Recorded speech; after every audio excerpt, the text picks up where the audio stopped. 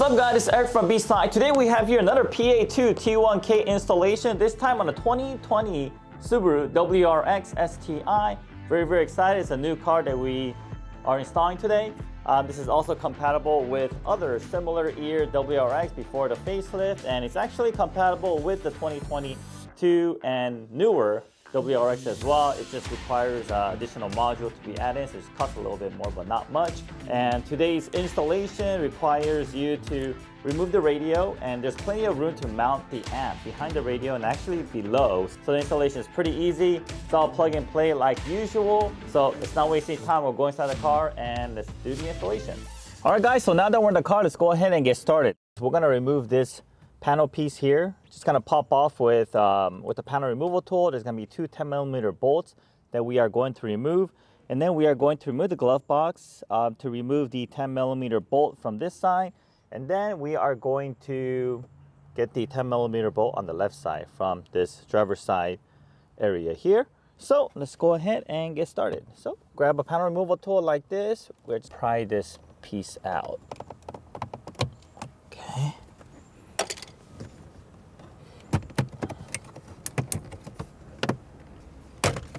All right, and behind here are two connectors. We are going to remove it.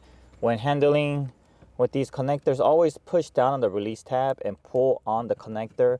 Never pull on the cable itself because you do not want to damage the cable.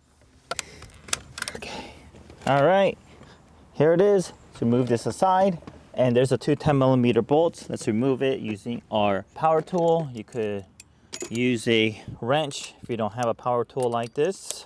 And let's go ahead and turn this counterclockwise. All right, next let's go ahead and drop this glove box. Just open it here, release this, and just push in. Okay, both sides. All right, so once you remove the glove box, there's a 10mm inside that you're gonna have to remove for this car. It looks like it was removed and never got put back in, but if you look down here, you will find a 10mm bolt inside here. All right, so go ahead and locate it and then remove that. So we got done on the passenger side. Let's get to the driver's side. On the driver's side, let's start by removing this panel piece here. Let's use a panel removal tool.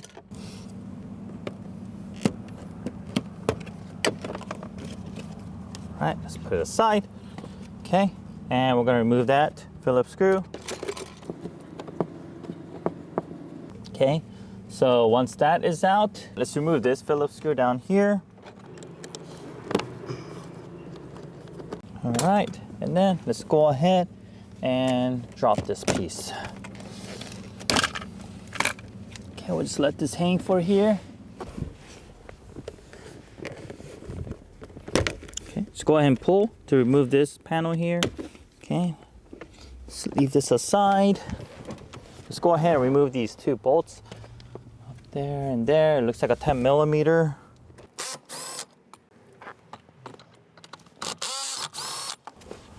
Okay, let's go ahead and move this down here. Just kind of let it drop for now.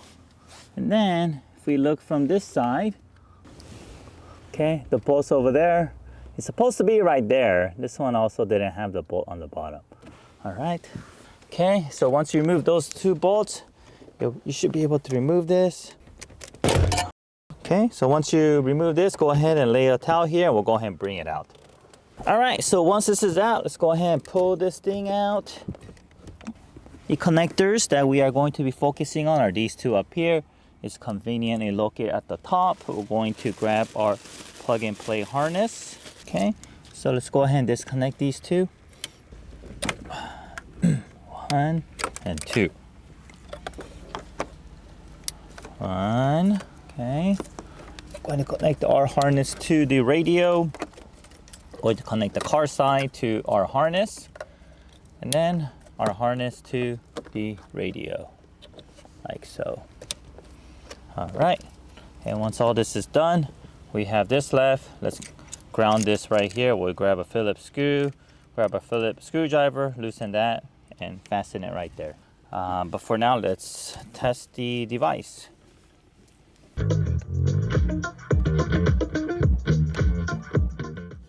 All right, so now that we tested, let's go ahead and find a good place to mount it. It looks like there's a lot of room down here. So we are gonna go ahead and set it down here. Before we do that, let's make sure the box won't rattle. It's going to, so let me just first test fit it. Okay, so what we're gonna mount this is all the way down. You'll find the SRS airbag module. We're going to set it right above it. It fits perfectly like this. You have to maneuver around a bit. So we're going to attach these double-sided tape directly onto the airbag module, and we're gonna set the amplifier on top. But before we do that, make sure to move the wire to the side. There's this wire, that's factory wire, that's coming down here. It might be in the way, so just move it over to the side. Okay, and then just to know, we put it around 12 o'clock. We put a little bit we turned it up just a little bit more from 12 o'clock, but we found that 12 o'clock around that area is a sweet spot. We tested it by turning up the volume to its maximum level, and we turned it down as we heard distortions. All right, and then we are going to set this down. So before we set this down here, there's many different ways of mounting this behind the radio. There's a lot of room, so you can actually just wrap this with the foam tape that's included with the kit and put it back there. They might just make sure it won't rattle, or you can do what we did and just place it right above the SRS, right above the airbag module. So I'll leave that up to you guys. Okay, sounded pretty good.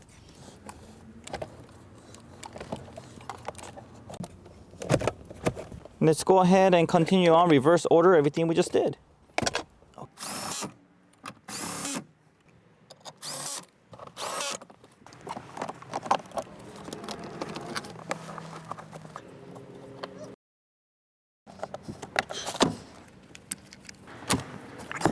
Alright guys, well that concludes our installation video, but stay tuned because we're going to show you the difference it made from before and after.